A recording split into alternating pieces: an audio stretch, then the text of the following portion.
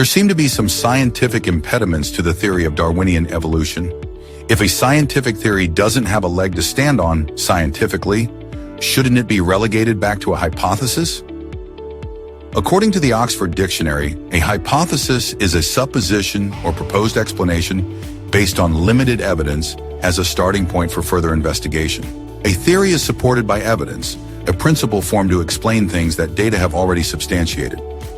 Many scientists insist that the theory of evolution is a pure fact. However, when we consider the criteria for a scientific theory and how evolution measures against it, we can only conclude that evolution, in the wider definition of Darwinism, that all living creatures evolved from a common ancestor, is drawing unjustified inference from the observed data.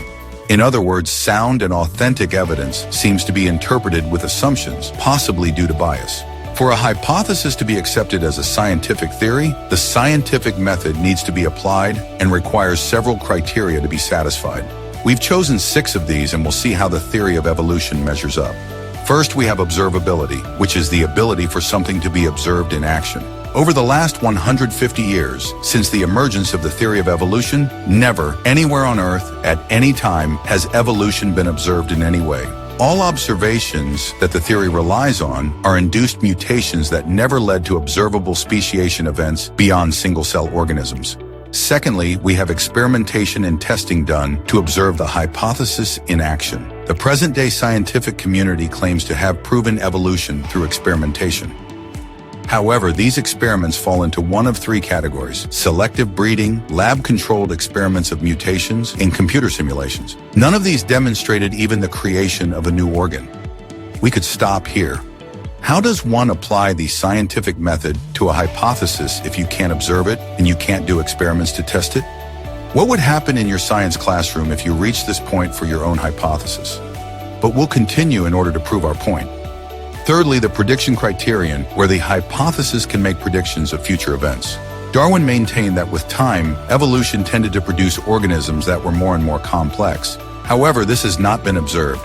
The data today actually points to devolution, where organisms are losing complexity and higher functions due to mutations. Also, the predicted transition fossils that should have been found by now are still absent or highly contested.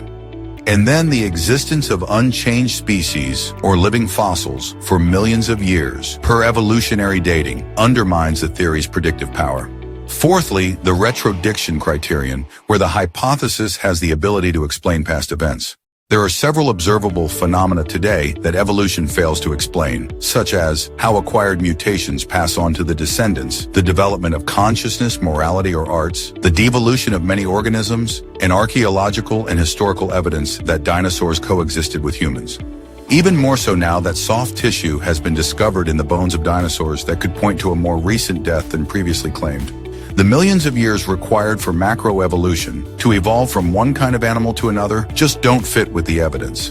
Fifthly, the consistency criterion requires the hypothesis to comply with other existing scientific theories and laws. Among the most vocal critics of evolution are scientists from different fields. Some of the theories that evolution is not consistent with are the second law of thermodynamics and probability theory.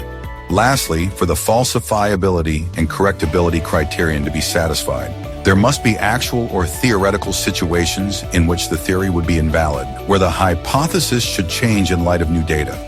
Unfortunately, many in the scientific community do not seem to approach evolution scientifically, and they fail to consider evidence that is incompatible with evolution to the extent that the theory has become invincible to scientific thinking itself.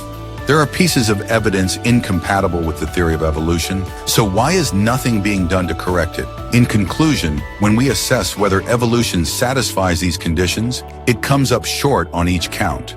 Thus, should Darwinian evolution really be classified as a scientific theory, or is it in reality an unproven hypothesis outlined in an attempt to explain the existence of the variety of species seen today? Thank you for watching. If you've enjoyed our video, don't forget to click the like and subscribe buttons below.